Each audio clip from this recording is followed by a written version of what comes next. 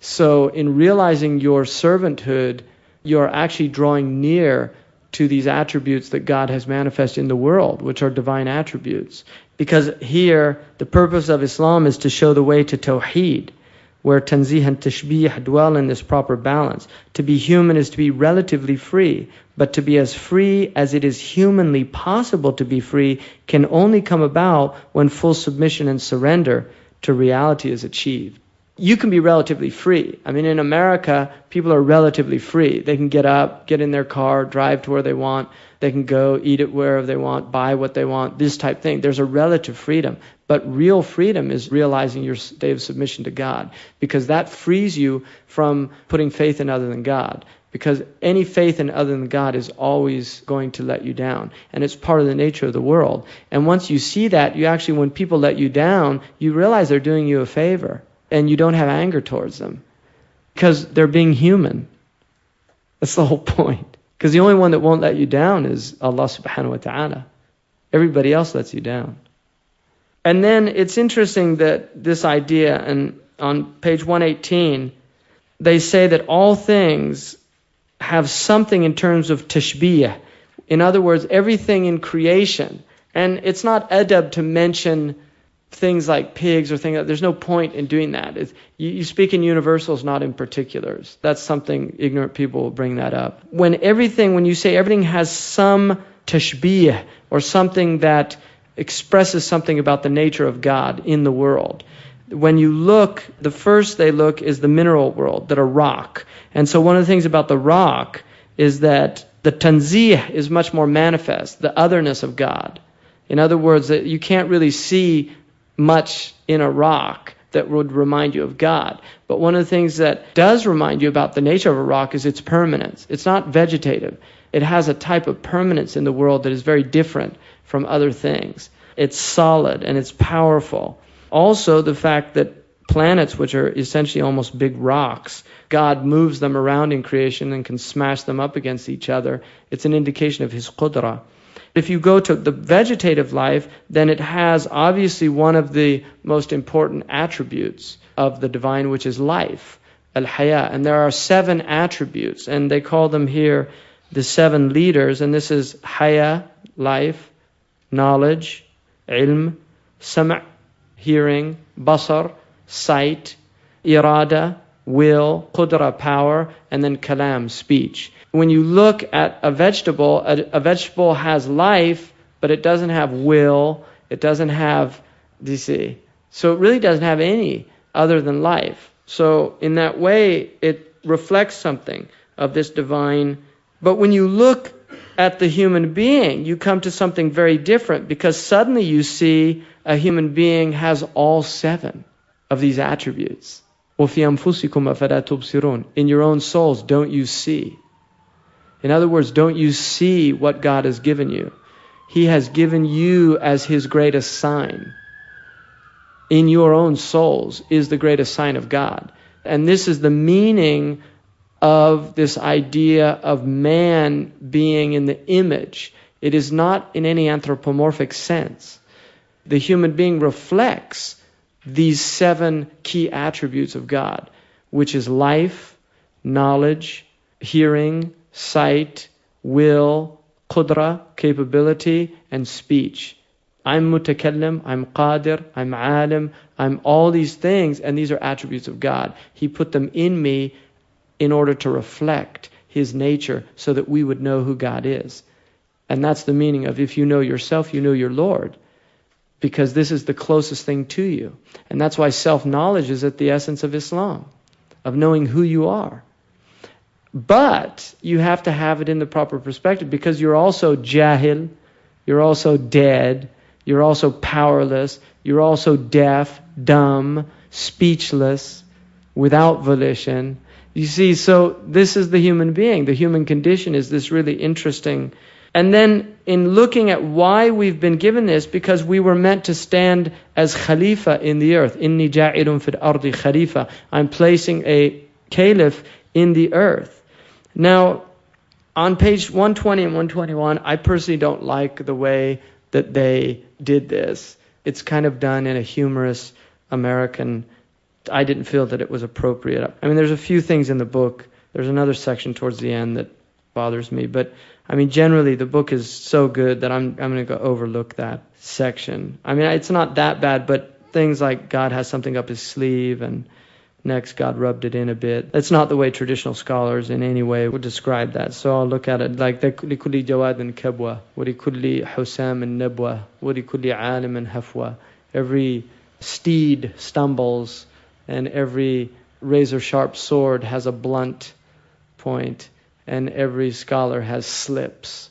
So anybody that writes and does anything is ultimately going to do that. So, but that's just something. I've certainly done that myself on many occasions, so I'm not going to take them to account. But I just thought I'd bring that to your attention. Just about the question. Now, they kind of indicate that the angels here, they seemed a bit upset. I mean, when they ask the question, it's called istifham. It's not i'tirad, because there's two types of questions. Question that is a type of question where somebody rejects something, and then a question where somebody's trying to get information. And that's considered a question where they were actually asking for information. Now, one of the things, they say, like all myths, this myth can be understood in many senses and applied to the human situation in many different contexts. It's important to remember that myth is actually a very good word that doesn't mean a fictional account. If you look in the dictionary, one of the meanings of a myth, and I'll give you the exact definition according to Webster, a real or fictional story that reflects the ideals of a pre-literate culture. So obviously, Islam has foundational myths. It's a perfectly acceptable word. Unfortunately, it gives the hint of being something that is not true. I mean, we tend to think of something mythological as a fable or a fabrication. That's not how they're using the word here. The point of a myth, in fact, the definition that an American critic of literature gave was that it is so true as to be unbelievable. One of the things about a myth is it's a universal story. And that's why the power of myth is that. And obviously, if people who've read The Hero with a Thousand Faces by Joseph Campbell, he's somebody who just saw the same myth in all these different stories because it's a universal story, the story of the hero's journey. And certainly, we believe as Muslims that it's a true story. We don't believe that it is a fictional account. But we also have to remove ideas of anthropomorphism and the idea this is language explaining something that happened in a realm that we have really no access to other than what is described for us in the Quran. So that's important to remember. And one of the things just about that Adam a.s. was given all the names is, again, one of the things about power is the power of language. Because if you can measure and if you can label, you have power. People in power label the powerless. So a freedom fighter will be called a terrorist by the people in power. And that's why the British considered George Washington a terrorist. Whereas the people at that time who were fighting in the Continental Army, they saw themselves as fighting for liberty and freedom. So that's the nature of the power of naming, which doesn't mean that every person claiming to be a freedom fighter is not a terrorist. I mean, there's people out there, terrorists. Anytime you bring in civilians and indiscriminately kill people, you have an element of terrorism. And certainly there's state terrorism and there's individual terrorism. But the point being is the power to name or label. And that's something that the mass media obviously has. They can make people look like they're insane because they have this power, and it's the power to name them. They already determine the discourse when they put you on as the extreme left position. Now we're going to hear from the extreme left. So they've labeled you and they've already defined the discourse there. And this is the power of naming. So naming is a power, and that's why powerless people tend to be people without language. And that's one of the things like Paulo Freire, who wrote a lot of books like Pedagogy of the Oppressed, Pedagogy for Freedom. He's got a whole bunch of books on. He spent his life teaching Brazilian peasants how to read and write because he really felt that their powerlessness was based on not having language. One of the things that the Cherokee did in this country, the great Cherokee Sequoyah, who was the great Cherokee leader, he was actually half Scottish, but he developed an alphabet for his people because he said the power of the white people resides in their ability to write. He saw it as that their power was in language. So he felt that he could empower the Cherokee. And that was a really interesting experiment, and it almost succeeded had it not been for Andrew Jackson, who acted unconstitutionally in forcing the Cherokee, to the famous Trail of Tears and things like that. But language is something that if you don't have it, you're powerless. And that's why articulation and the ability to speak is so important. And that's why Islam emphasizes the grammar and rhetoric and learning these things, because it's an empowering element. Now, they mention here also that this idea of microcosm and macrocosm came from the Greeks, and I don't think that's true, because Imam Ali radiallahu anhu said, دواؤك فيك وما تشعر وداؤك منك وما تبصر ويحسب الإنسان أنه وتحسب أنك جرم صغير وفيك انطوى العالم الأكبر. You think that you're some insignificant body or entity, and the entire universe is in you. So Imam Ali, that's microcosm. That's what it means, a small universe. So the human being is seen as a small universe. And part of the reason Adam was able to name everything is because everything was in him. Because you cannot know something outside of yourself if you don't recognize it from inside of yourself. And that's why we have mineral in us. I mean, everything that you see in the earth is in you. We have mineral, we have vegetable, we have animal. It's all there. So when you see a tree, you recognize vegetation because it's in you. When you see the sun, fire is in you. It's all there. And that's what caloric energy is, heat. So everything that you see out there is in you. And we're even made up of stars. I mean, we know that now, that modern astronomy understands that our bodies have constituents of stars, that we're constituted of the material that the stars are made of. And one of the interesting things about a human being is the body is placed on a scale of magnitudes between an atom and between a star. In other words, we fit right in the middle of the smallest elements in the creation and of the biggest elements. And that's a mathematical, you can actually work that out. So human beings we are this barzakh between the smallest elements and the biggest elements. We're right in the middle, and we have this ability to bridge the unseen and the seen world.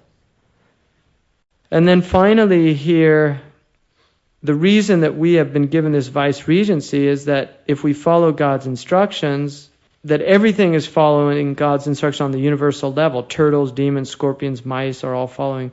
But vice-regency is specifically a human quality, because a human being is able to follow instructions through his free will or her free will. And therefore, Adam was created to be vice-regent of God, but in order to be God's vice-regent, he first had to be God's servant. In other words, people were created to represent God on the face of the earth. In order to fulfill this function properly, they must submit to God's will as revealed through the prophets. And so really that's at the essence of the Islamic teaching, is that what we're here to do is to submit to the will of God as best we can as servants of abid. And in doing that, we enter into a type of harmony with the world. So we're not alien to the world, we're part of the world, but also we're part of another world, which is the next world. And so we again become this bridge, this barzakh. And realization of that, tahqiq al-ubudiyya, is a lifelong journey. You don't just do it in one day and one evening. And you can learn all this stuff theoretically and fill your heads with a lot of information. But if it's not practiced, if it doesn't become part of your practice, and it's difficult, and it's something you'll struggle with all of your lives. And you need company, you need reminders, you need people to put you in your place, and you need to put yourself in your place. And inshallah, the goal is to get through this world in one spiritual peace, both P-E-A-C-E and P-I-E-C-E, to get through it and get onto the other side. And then the important thing is also to expect great things from your Lord. Because the Prophet ﷺ, he said that Allah tells us, أَنَا عِنْدَ ظَنِّ عَبْدِي بِي, I am in the opinion of my servant. So if my servant thinks good of me, he will find good. And if he thinks bad of me, he will find bad. And that's why the hadith says, whoever wakes up in the morning, وَمَنْ وَجَدَ خَيْرًا فَلْيَحْمِدِ اللَّهِ, if you find good, say Alhamdulillah, praise be to God. وَمَنْ وَجَدَ غَيْرَ ذَلِكَ, other than that. He didn't say وَمَنْ وَجَدَ شَرًّا. وَمَنْ وَجَدَ غَيْرَ ذَلِكَ, because it's فَلَا يَلُومَنَّ إِلَّا نَفْسَهُ, let him only blame his own soul. Because you're still not seeing correctly what's going on in the world. You're not seeing that if you really believe in God, it's all good. It's not an exaggeration. It's all good if you really believe in Allah. And then it becomes that you need to conform to the divine and not make the divine conform to you. Because what the moderns want to do is make God conform to them. So we make God just as we are. And it's not going to work. You have to conform to the divine, how the divine wants you to be.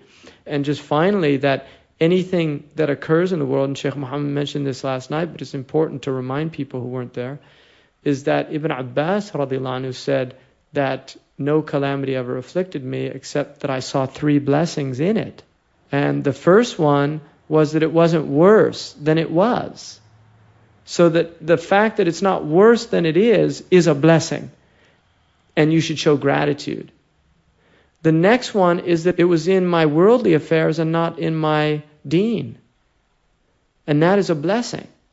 In the dua of the Prophet, رَبَّنَا لَا تَجْعَلْ مُصِيبَتَنَا فِي دِينِنَا. Oh God, don't make our calamities in our religion. The assumption there is already there's calamities in the world. You're in the world and you're going to have calamities and you might not have seen the worst of it yet. Inshallah, Allah make things easier for all of us, but you might not have seen the worst of it yet. If you think what you've seen is bad, you might not have seen the worst of it yet. So if the calamity is not in your deen, don't worry about it. Because dunya is not so important that you should get upset about it like that. It's just, you shouldn't give it as much power to affect you in that way, to depress you. If you lose all your money, what can you do about it? I'm depressed. Why? I lost all my money. Depression does not change the fact that you've lost all your money. You have chosen to respond to an event in the world in a certain way. And the choice is, I'm depressed. Why? Because I associated with my money happiness. And now my money's gone, so I have to be unhappy. So you therefore has made an assumption about the nature of happiness that it's only material goods. So it's a philosophy. That is a philosophy. And then finally, that it was in this world and not in the next world. So if the calamity is in this world, that's a blessing. That it wasn't in the next world, because you'd rather have your calamities here than there. And according to the hadith of the Prophet ﷺ, everything that happens in this world is a purification. So it might be that you're just getting your wrongs removed. So that's why al-faqat ayad al-muridin. Calamities are the holidays of people seeking God. A lot of people might not like that, but if you take that on, it's not that you ask for calamities, because the Prophet said don't ask for calamities because you don't know if you'll be able to bear them, but ask Allah for well-being. So we ask for well-being, but when the calamities come, mashallah, mashallah, that's what happens. So, alhamdulillah. Any questions or comments? Well, I think the best thing to do is try to create your own venues. I mean, don't allow venues out there to dictate your agendas and things like that. I mean, things like alcohol, and you can't talk to people when they're drinking anyway. I mean, that's the problem with alcohol. And it's not good to be around it. It's just not a good, we believe it's the devil, it's jinn, alcohol. That's what they call it, jinn. I'll have a jinn on the rocks. I mean, man, if they really knew what they were saying, right? I'll have Iblis on the rocks. And the rocks are brimstone. So you just want to stay away from that kind of energy. Cheese tastes fine without wine.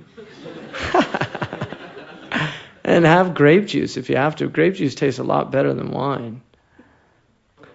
I know, and you'd be surprised how much you can, I mean, if you really want to keep up on that type of popular culture so you can talk to people, you'd be surprised at how much just from reading. I've read articles about films that I can talk about without ever having seen the film. You don't have to go watch a film and waste 2 hours of your life for something. I saw a film once by Khorasani, who won the Cannes Film Festival. He's an Iranian. I think it was Khorasani. Can't remember. I was interested just why this film won the Cannes Film Festival. It was being made in Iran, where apparently they have all this artistic censorship. But at the end of the film, they have an interview with him. And the thing about the film is it almost put me to sleep. At the end of the film, he says, they ask him, what kind of film do you like? He said, I like films that put people to sleep. But then they can't stop thinking about them after that. He said, think about American films. You go watch it for 2 hours and you're at the edge of your seat and you walk out the theater and you can't remember anything. Like, what was it about? Because it's all spectacle. There's no thought. And then they asked him about censorship, and he said every artist is censored. It's just, where do you draw the lines of censorship? There's no artist that's free of censorship. He said Americans have censorship. I mean, there's things that they can't go beyond. Simple as that. He said in Iran, we're basically not allowed to deal with two things, sex and violence. And it forces us to create films that actually are intelligent. And he said when Hollywood was not allowed to use sex and violence, they actually made intelligent films. He said now the films are all stupid. And the reason is because it's all gratuitous spectacle. It's just stimulating people's lower energies. That's all it is. Because people respond to violence. It's very intense to watch violence. And so there's adrenaline, and adrenaline's a drug. It's a really powerful drug. People get addicted to it, adrenaline junkies. Romans used to go watch Christians eaten by the lions. We do the same thing when we go watch these Arnold Schwarzenegger films of people getting their heads blown off. It's sanitized. But it's the same gore. I mean, it's a human thing. And that we see the Romans as decadent and, why don't we see it about ourselves? That's all decadence. That's what it is. It's vulgarity. It's decadence. And the thing about it is thresholds get higher and higher. So you need more stimulation. You need more violence. You need more, the sexuality becomes more perverse. That's what happens. In something intelligent, I mean, film has immense potential because it's a very powerful medium, but it's a medium of spectacle. You never want to be in a theater when there's an earthquake or something. You just, how do you justify that with God? As watching a movie when you died or something. The reason Plato outlawed the poets in the Republic is because of the whole danger of entertainment, what entertainment does in a society. Images and the Prophet ﷺ, he had some entertainment, and that's something about Islam that a lot of modern Muslims aren't aware of. That there is room for art, there is room for poetry, there is room for certain types of music and things like that. And traditionally it always existed in the Muslim world, but it should be done in a certain way, and it shouldn't become something that takes people away from God. Yeah, I think we need to rethink a lot of things and just be more creative about how to speak to people out there. And I mean, ultimately, everybody is dealing with their mortality. They're dealing with some real essential issues. While Christianity and Judaism are true religions, and we believe in them as an obligation, we're obliged to believe in them, we view them now as models of like a car that's no longer taking you there. It doesn't work anymore. And so you can sit in it and feel like you're in a car, and it's a vehicle, but is it taking you where you want to go? And on the other hand, for most Muslims, Islam is stuck in the mud. Their Islam is stuck in the mud. It's not that the car doesn't work. It's like you've driven it into the mud by your own stupidity. I mean, I'll never forget, I was in Mauritania, and there was this man was driving, he was in a Jeep, and there was this big mud puddle, and then there was a dry thing on the side, and he was like bragging about what a great driver he was. And when we were coming up to it, we said like, no, go over there. And he said, no, I know what I'm doing. And we got stuck in this mud, and we'd paid this guy to drive us. And we couldn't get the car out. We had to walk in the middle of the desert for about 5 hours. But the point is, he drove it into the mud. It's a perfectly good car. The road was there, and he just took it into the mud to kind of, I did it my way or something like that. I don't know. But that's the thing about people's Islam, is they drive it into their mud, and then they're like, why isn't this getting me anywhere? Well, you left the road. You've gone off-road. I mean, it doesn't have 4-wheel drive. It's got 5-wheel drive. Right? Shahada, prayer, zakat, fasting, hajj. But you have to be on the sharia and on the road. They're absolutes. Yeah, that's where it becomes absolute. And you'll know them because you remember this world. If you were put in Jannah and you never had any knowledge of this place, but in Jannah you have memory of this place. You don't have painful memories. So you won't have sadness or grief, but you will remember. Well, you're aware of hell, and the people of hell are aware of paradise. So the opposites are known still. Paradise is pure good, and hell is pure evil. Whereas in here, it's all mixed.